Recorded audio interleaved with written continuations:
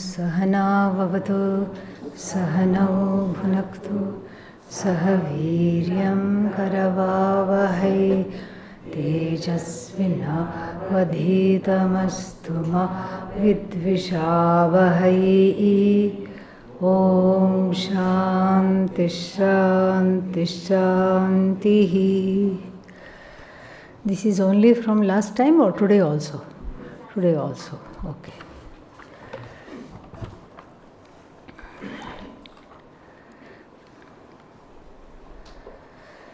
This everyone can read.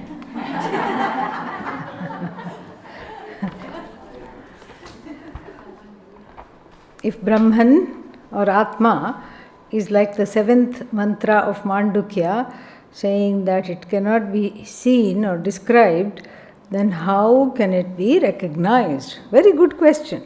So if it does not have any attributes, how can it be described? And then, and not only can it be described, if it cannot be described, then how can you recognize? That's the first question. Then the second question is, if it is the medium of experience, then how can the word Tattvamasi reach realization?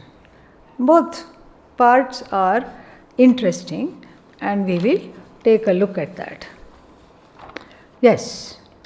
I think, not Mandukya, I think Mundaka maybe. Yattadadrekshyamagrahyam avarnam agotram achakshushrodram apanipadam tat. That one. Doesn't matter. Whichever, most of the Upanishads describe the Atma this way, and same thing with the Bhagavad Gita also. And we'll see in the 13th chapter how how it is guna varjita, free of all gunas, and also has as though gunas.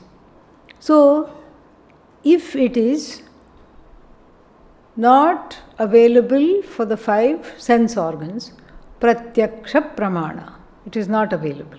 What is not available? Atma. Then what else is it not available for? Anumana. Anumana means what? Inference. People have tried that. I think. Therefore, I am. So if you don't think, you cease to exist. In samadhi, you cease to exist. In sleep, you cease to exist. No. And so, therefore, it is not an object of inference, the Atma. Then, the other pramanas are also similarly dismissed. Why? Because we have one-step inference. It's not the object of one-step inference. It's not the object of multi-step inference. It's not the object of comparison. Why? There's only one thing. Comparing means minimum you need how many things? 2 things. How many things are there? 1 thing. 1 thing you compare to what? And even the poets of the Vedanta poets have a very hard time. Atma is like sun, reveals everything. Or Atma is like space, which also cannot be seen, cannot be really described, all these things. So, then how to recognize it? Here is where we have to bring in, what is that? Self-evident I. Thankfully, it is, if it is not pramana siddha, it is what? Swatas siddha. It is evident by itself. So thankfully, I don't have to know it through a means of knowledge. Everything that is not Atma, that is subject to finitude, that is subject to limitations, that is subject to beginnings and endings, is known with the help of a means of knowing called pramana, means of knowledge. The only thing that doesn't need a pramana to come to know is what? Atma. Oh, should I throw away the Upanishad books? Atma does not, the Upanishads do not tell you you exist. Nothing can tell you that you exist. Why? Because you yourself know that you exist. Then what is the use of the Upanishad? It tells you you exist, but your existence is a non-miserable existence. That's what it tells you. It doesn't tell you you exist. This is already swataha, means by itself, siddhaha, established, accomplished. So it does not need anybody to establish it. It is already self-evident. So, and self-evident and self-luminous as what? As not the neighbor, as I am, aham, aham, aham. And so therefore, that is how it can be recognized even though it cannot be described. And then the descriptions are of two kinds. One is a description that is a direct description. Blue, sea, ocean. Red flower, yellow flower, direct description. So, that which is directly described through the words is called vachyartha. Vachyarthena grihyate, which is understood, like blue pot, yellow flower, red cloth, pink dress. These are all vachyartha. Atma is not available for words to be described directly, as you have said, it is beyond descriptions. But again, what do we need? We need words. How else are you going to recognize? And what kind of words do we need? Do we need known words or unknown words? Known words. Unknown words, what will happen? Yeah, nothing will happen. It's like listening to a foreign language which nobody understands. Not even the foreigner whose language it is, because there is no foreigner for that language. It's just a made-up language. Atma is something, you say, and nobody understands. What's the use? Close up the ashram. That's the only thing left to do. So, the teacher of Vedanta has to use known words. Known words alone. But the problem is, the known words are also laden with notions. So many notions. Sat Chit Ananda. How will you translate? Try it, come on. Existence, knowledge, at once bliss with a capital B. Okay, what did you understand? Nothing. Though that is English, we know that. Existence we know. But all the existence that we know is what? A miserable existence. Yes. Sad existence. Existence, as soon as you hear the word existence, you feel like lying down. Because it's depressive. Ayyo, still I am existing. That is the feeling. Something that hangs around in time for a long time. That is what is called existence in our understanding. And then, what else? Knowledge. Oh, what did you understand? The second word, knowledge. Knowledge, Kim? What is this knowledge? Knowledge of what? On top of that, it is sakarmaka dhatu, transitive verb. What is a transitive verb? That, which you can ask the question, what? I know. What do you know? Transitive verb. I sit. What do you sit, can I ask? No. Upon what you sit, I can ask, that's different. But here it directly answers the question, what? That is called transitive verb. What do you know? That's a transitive verb. So that means it begs the question, knowledge begs the question, knowledge of what? And then we have to say knowledge of everything. And then Brahman becomes what? Atma becomes knower. Everything becomes karma, object of knowledge. Do we like this scenario? Say no, so we can move on. Absolutely not. What is wrong with this scenario? Duality, Dvitvam is there. What do I want? Advaita. Ad-duality. Okay, yeah. Advaita, non-duality. And so, we cannot say Atma is knower because it leaves out everything that is known. Okay, I change my mind. Knowledge, we can say, object of knowledge also is included. Because in Sanskritam, in English it is a little awkward. In Sanskritam it is very, very clear. Lyut has got this, the suffix lyut, which becomes what? Ana. So this suffix lyut is very, very agile and can be used as karta, in the sense of karta, can be used in the sense of object, can be used in the sense of means, instrument. Now, which will the real knowledge please stand up? What are we talking about? So if we say jnana kartru, the knower, jnata, then everything that is, if jnanam is satyam jnanam, that jnanam, or sat chit also same, that jnanam is defined as knower, then everything that is known, object of knowledge, is left out. Okay, it is the known. Knower is left out. Okay, it's the knower and the known. Then that which connects the knower and the known, which is what? Various means of knowledge, are also what? Left out. What are we to do here?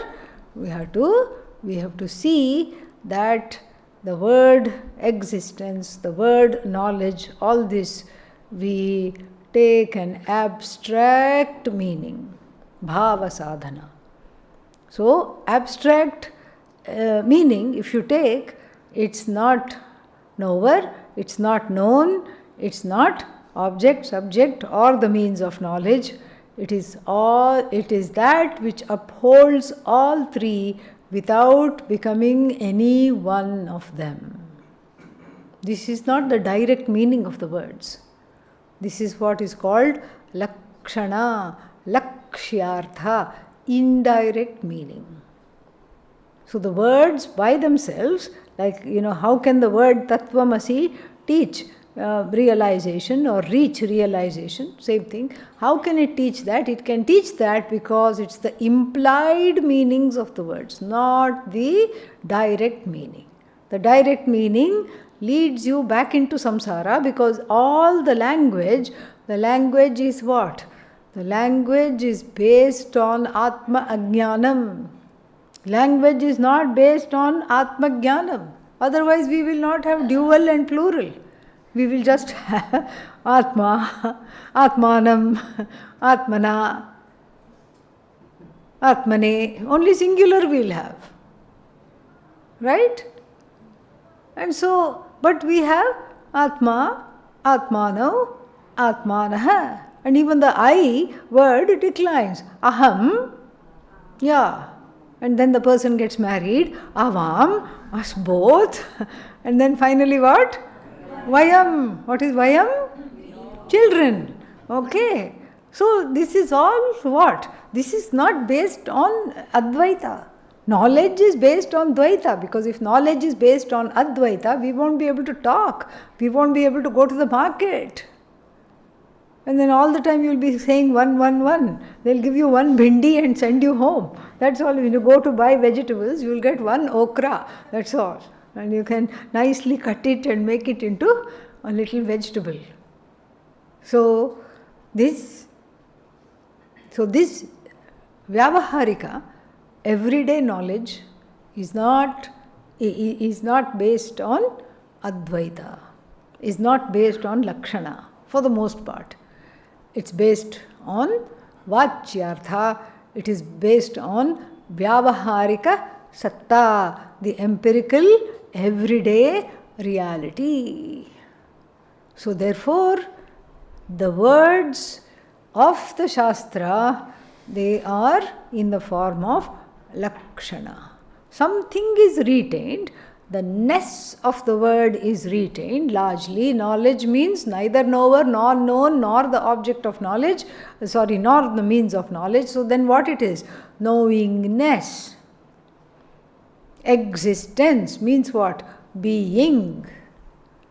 So it's a knowing being, which doesn't know anything in particular, but everything that is known, every knower and every agent of knowledge and every object of knowledge and every means of knowledge is not separate from this conscious being. That is what is jnanam. Existence, being, satta. And then the word ananta or ananda, its main work is to remove the limitations centered on the other two words. That's what it does. It cleans up the limitations. Sat means existence. How long? And that how long it removes. So what is there is existence without an expiry date. When you buy something, you look in the back. And then they are also very clever. They hope that you are above 40 so that you have to squint and see and still you don't see anything, and then you will just buy it and go because you are tired. It will be in fine print, expiry date, in soft words and fine print, or it will be underneath the carton or the tin. You have to go like that, you have to do like this. Nobody will do that. Very few people will do that, they know. And then, so like this, everything has an expiry date. Even the body has an expiry date. The mind's expiry date is before the body's expiry date many times.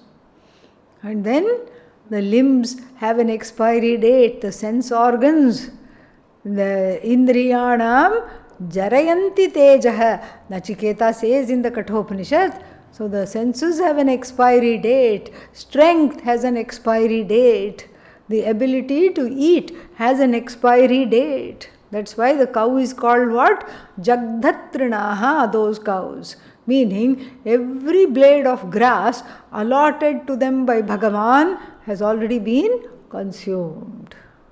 So if you take it to the pasture, it will just go like this. No teeth, that's the idea. It will just go like this with the mouth, nothing happens. Maybe some wheat grass juice it will taste at best because it continues to be alive somehow. Or maybe the farmer is giving some kanji or something at home and feeding it and keeping it. That's all it is. And so the limitations are knocked off, and that which is being pointed to is myself alone. So the lakshana does not describe things directly, Atma directly, Brahman directly. So it is implied meaning of the words, and this is a fancy way to say what? It's like a signpost.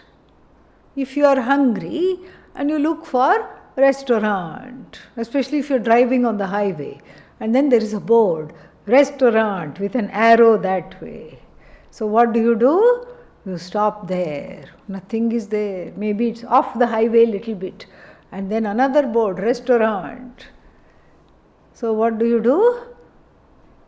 What do you do when you see the board? You go there, you follow that direction. You don't sit under and wait to be served right under the signpost. Or if you're really desperate, you don't eat the signpost. That is not the restaurant. So is the signpost restaurant? No, not at all. Is the pole the restaurant upon which the signpost is fixed? Not at all. These are just indicators, like the words commit suicide. Really, they indicate and self-destruct. This is what is called vritti jnanam. In the olden days, somewhere it was, I think it was somewhere in Europe, in medieval Europe, I heard that they had this, they had this news coming. which the pigeon would carry. They would train these carrier pigeons to deliver this, some secret the spy would send to the king or something like that.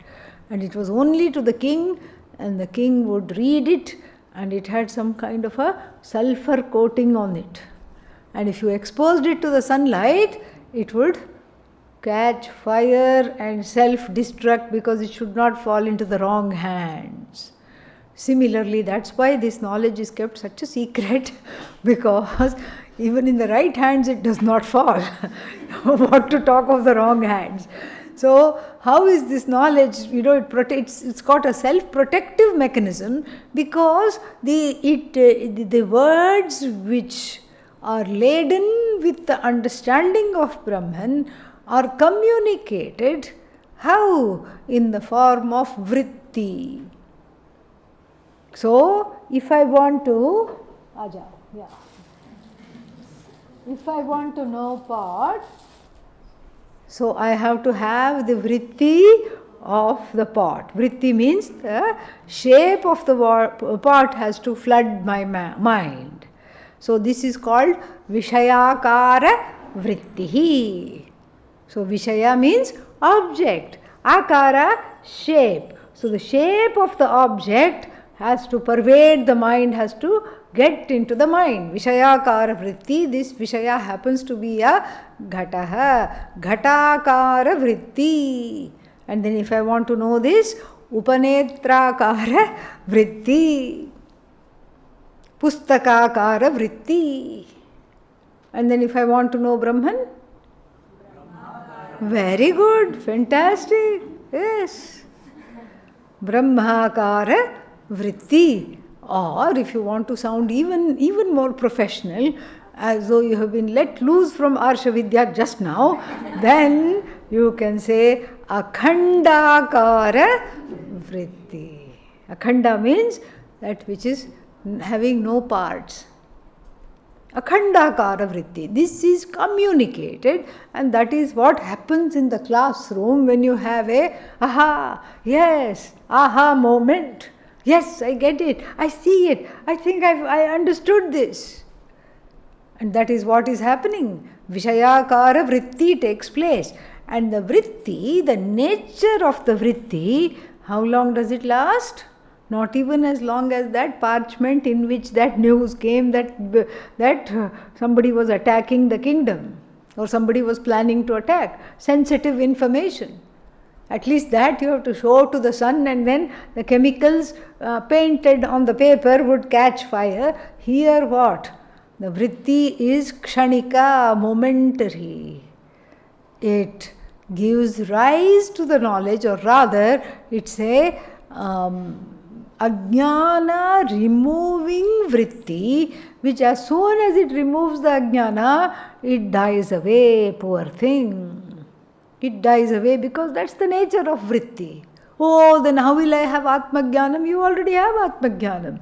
You had the aha moment, that is Atmajnanam. You have it. No, but it only lasts till I go down and wear the chappals, the slippers. That's because, as we will see in verse 16, Ajnanena avritam jnanam tena muhyanti jantavaha, the Lord will say. It's not that there is not knowledge. The knowledge of myself as Satchidananda, it is Svata Siddha, it is established, it's a fact that I have to see. But the reason I can't see it is that this knowledge is as though eclipsed by Ajnanam. Since it is eclipsed by Ajnanam, what happens to the people? Muhyanti. And the Lord Krishna is beside himself, cannot call these people as manushyas. Muhyanti manushyaha. No. Jantavaha, creatures, because we are reduced to animals if we don't know this knowledge. Okay, so this is how limited words can lead you to yourself who is limitless, and even though the Atma cannot be described, it can be recognized as I. Okay, one more question. PTO. What does PTO means? Okay, I had already turned over. Okay, yeah. Can we say, this is from today, can we say that Maya can only exist in options, and if there is devotion to knowledge, then the existence of Maya is zero? No, we can't say that. We can't say that because the very distinction between bhakta and object of bhakti, how many do we count there? Bhakta, 1. Object of bhakti, Ishvara, 2. Aham, avam. That dual form in the Sanskritam language, I think, is a nod to Maya Shakti, because of whom everything became not one. Not one means what? 2. The 2, that second is this Sahakarini Shakti, this Shakti that is there. So, yes, if you reduce the options, the moha will be less. Moha is the effect of avidya. Maya here is you are describing as avidya. So, the avidya gone, then there will not be any problems. Avidya gone, no problems are there, and avidya gone, oneness is there, and so we can't say options when there are few, when there is only myself and Ishvara, Maya will go.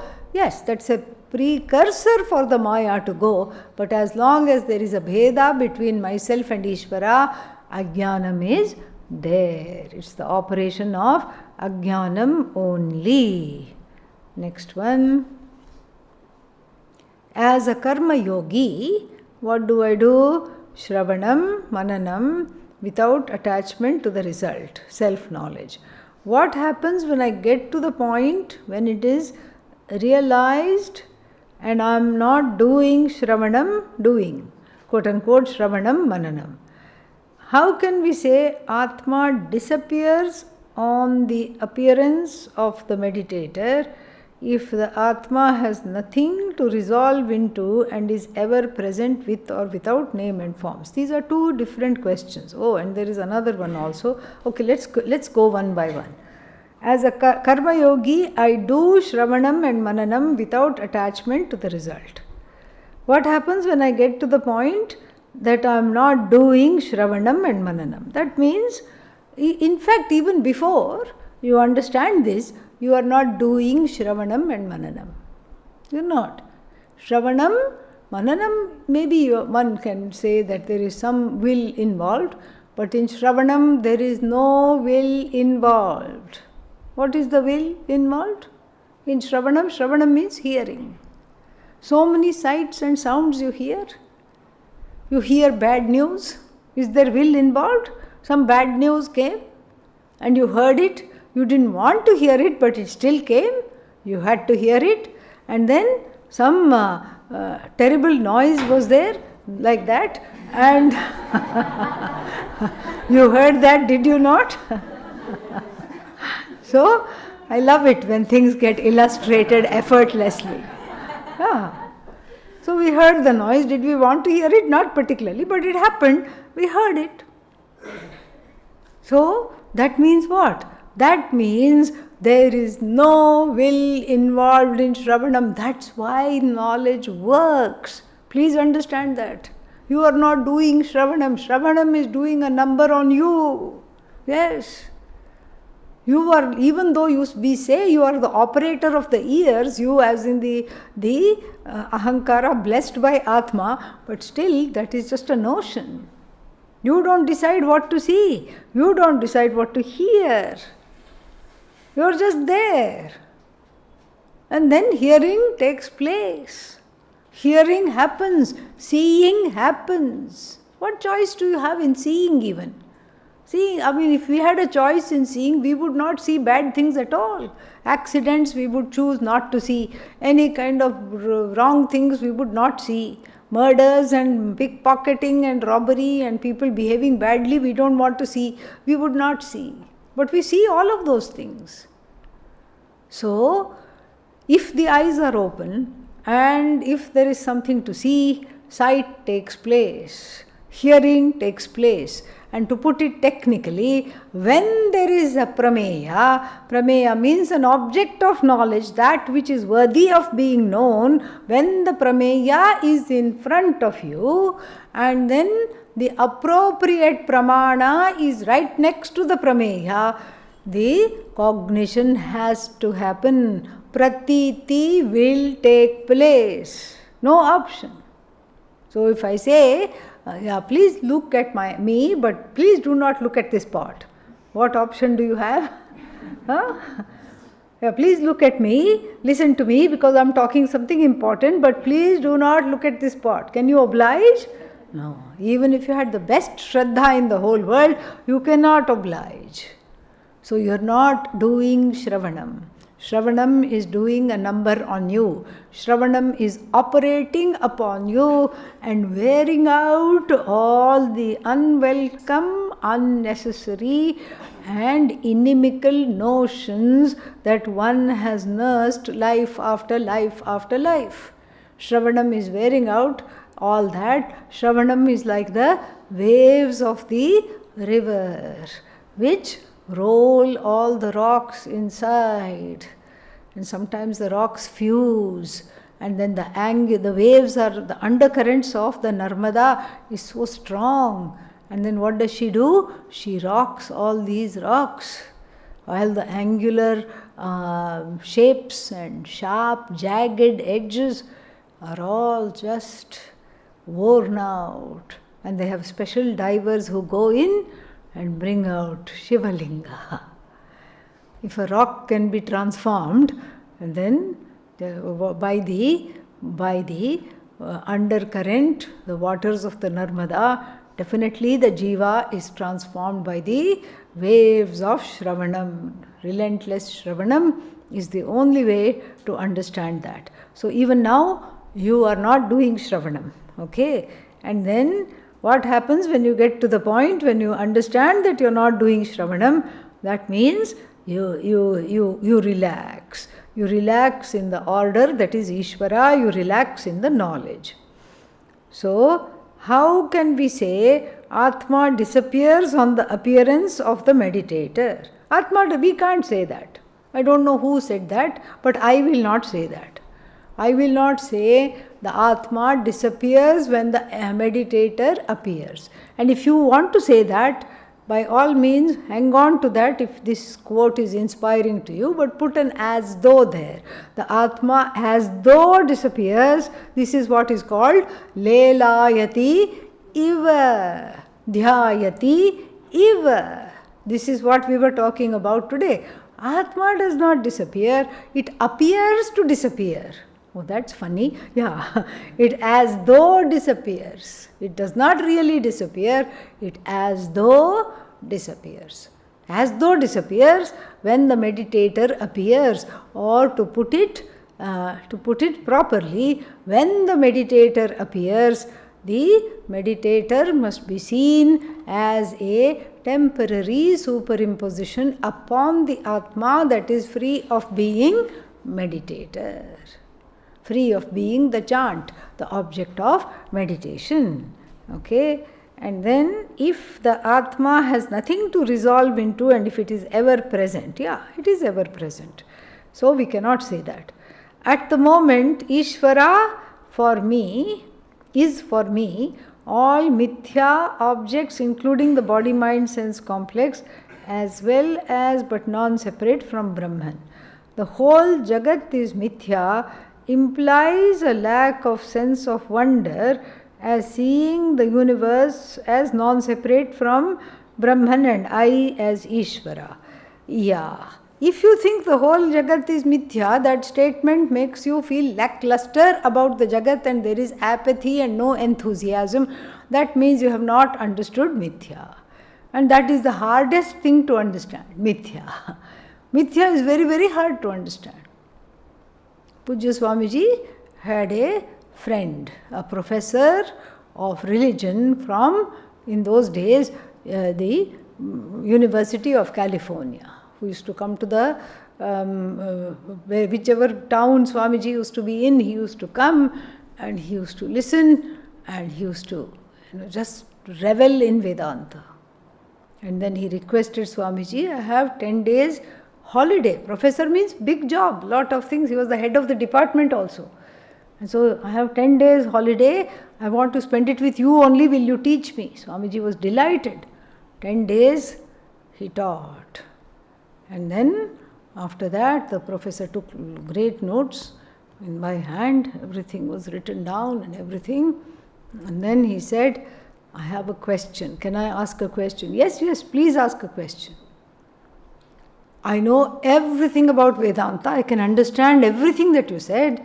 I only don't know the difference between Satyam and Mithya. So, that's the only thing I don't know. Okay. Yeah. It's like the person who was telling Harikatha, or Ramayana. Whole of Ramayana, the person sat and listened. And then again, I have a question. You keep talking about Rama, I heard a lot. And then you also talked about Ravana. Yes, Ravana also I heard a lot. I have just one question. Who is the bad guy? Who is the villain? Rama or Ravana? Panditji, who was teaching, said, I am the villain. I am the Asura. Okay, so like that, the Satyam Mithya, very difficult to understand. Mithya doesn't mean false. Mithya doesn't mean lackluster. Mithya doesn't mean discounted. No, in fact, the Jagat is the most fascinating, most magical thing there is. Because it is Bhagavan. Yatra mithya, tatra what? Sat. Mithya cannot remain without Sat. It is too fond of Sat to go off by itself. No, there is no Mithya without Sat. So wherever there is Mithya, what do I see instead? Sat. Sat is not far behind. In fact, Sat is giving its satta to Mithya. The existence of Mithya is totally dependent on Sat. See, if you just have a lump of gold, it is boring. What are you going to do? You're frightened to even hold it. They say bars and biscuits. I've only seen it in movies. I've not really seen it, but I trust that it must be there. So let's say there is a lump of gold. What are you going to do with it? No use, no wonder, no transactability. You give it to a smith. What kind of a smith? Goldsmith. And in the smithy, in this lab that they have, where all other things you melt, but metals, what do you do to them? You smelt. Okay? It has nothing to do with smelling. Okay? Smelt means melt. And then you melt it, they add something, because gold is very soft, you can't do anything with it. You have to add a little bit of silver, copper to harden it, and then you make it into a beautiful piece of jewelry. Then it is fun. A necklace is fun. A lump of gold is not fun. A bracelet is fun. These things are fun. Nama Rupa is fun. No Nama, no Rupa, what are you going to do with it? And then if all the pots in the world are just powdered and then made back into clay, what are you going to do with it? So boring. Very, very boring. The Jagat is the most interesting thing and the most fascinating thing if we understand it properly. And the Jagat is the most miserable thing if we don't understand it properly. So therefore, we have to understand Mithya doesn't mean moha. Mithya doesn't mean lack of wonder. In fact, because it is Mithya, it is wondrous. We understand it as wonder because, look, any question you ask, you can't answer in the Jagat. That's the greatest wonder. What is a tree? We have to have an answer here. That which has treeness, let us say, is a working definition of tree. So then the next question is the treeness in the tree or is it outside the tree? If it is in the tree, then It cannot be, we cannot have the definition as that which has treeness. See?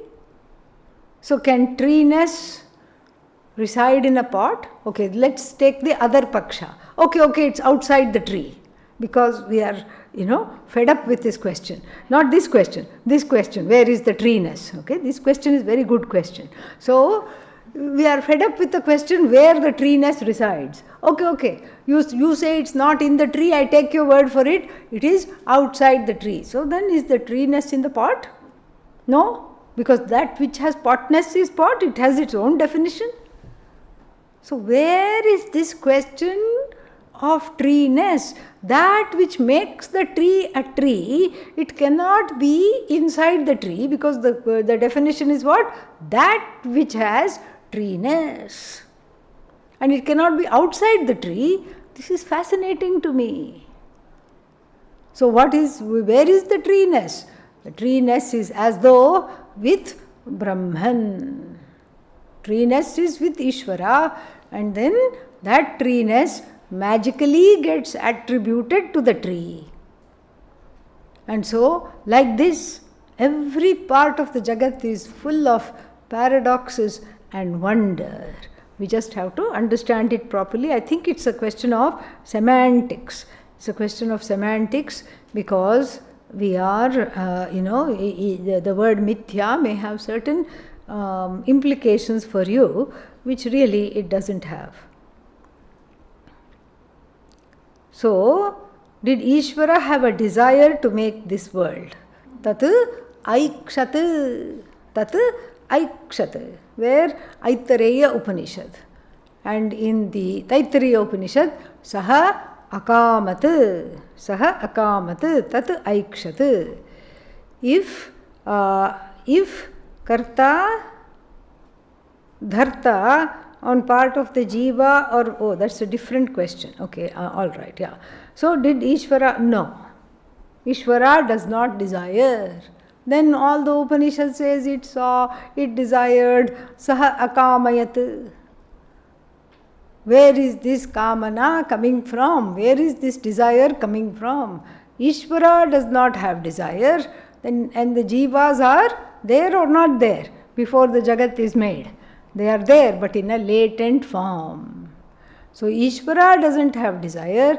So then we have to say the jiva's desires, the collective samashti desires of the jiva give rise to the Jagat. And mind you, this is just a working explanation. What is the correct answer? What Jagat? Yeah, that's the correct answer. So, second question. If no karta, dharta on part of jiva or Brahman to do things happen due to Maya, no. Do things happen due to Maya? That's what we will be studying tomorrow. Swabhavastu pravartate. So, what is this Swabhava of Ishvara? What is this Maya with regard to Ishvara, and what is this Maya with regard to Jiva? I will discuss tomorrow.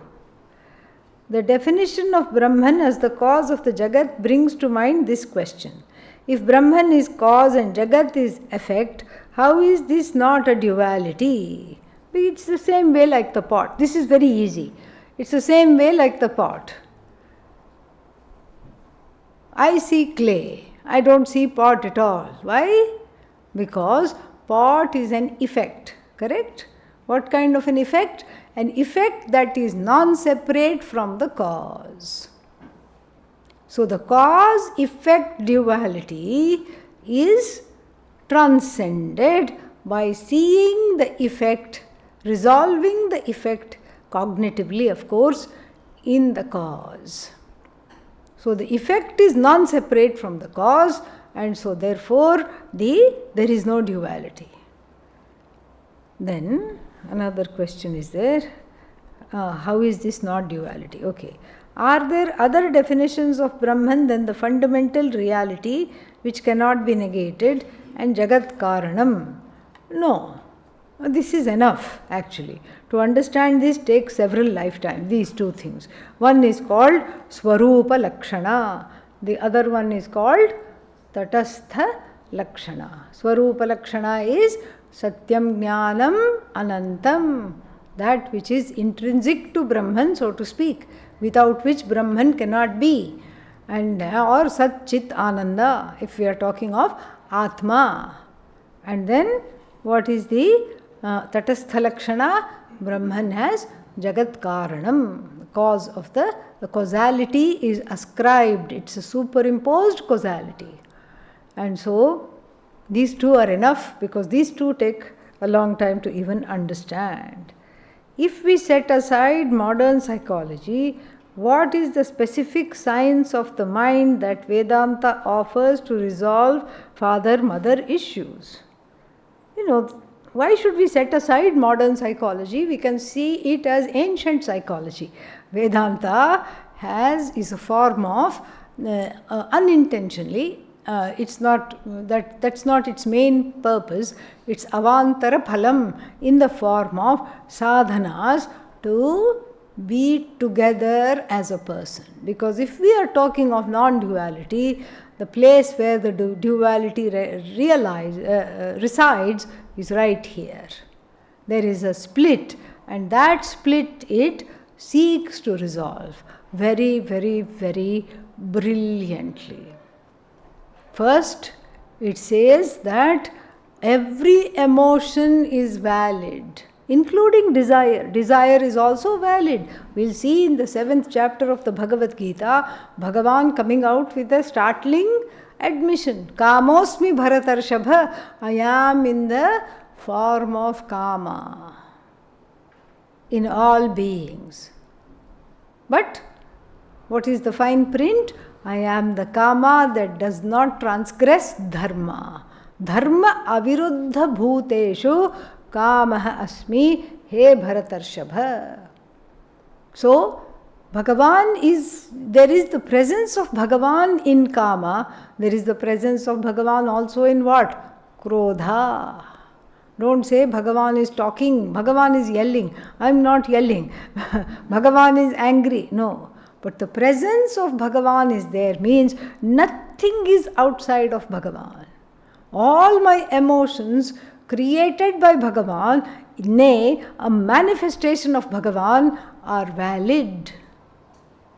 And then together all my emotions make up the psychological order. And why is it called order? Because it is orderly. It is very, very orderly. Given this condition, this person will have these kinds of issues. Given this kind of a background, then the background of uncertainty, sometimes mother was there, sometimes father was there, sometimes nobody was there, like that, growing up, the child will have trust issues. This is what it's a no-brainer.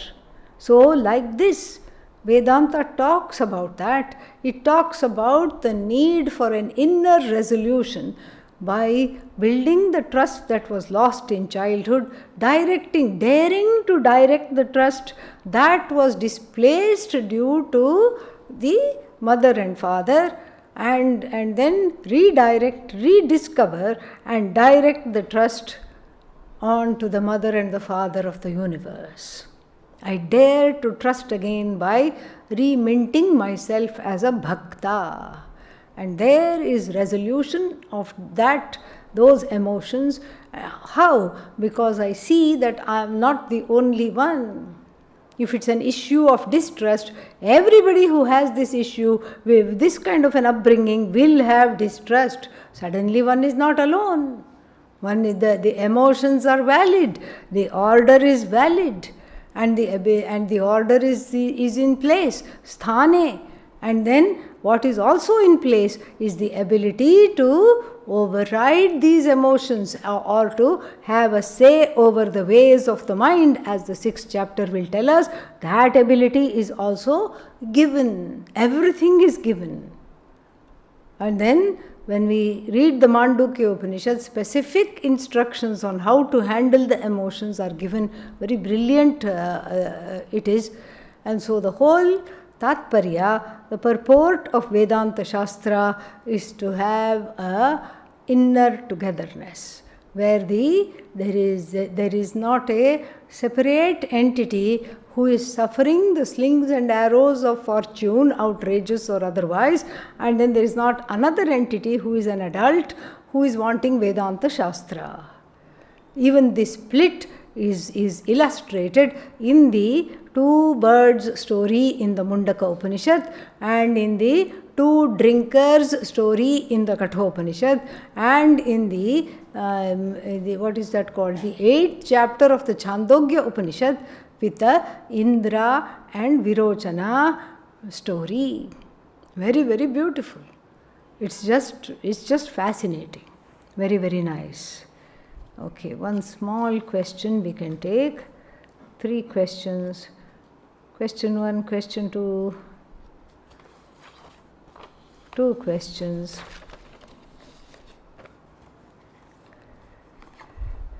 This one looks small. Okay. And it has a smiley face. Okay.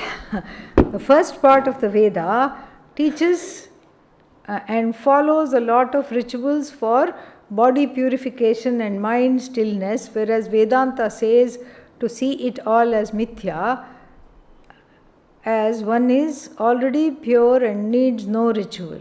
Is that not contradictory and confusing? No.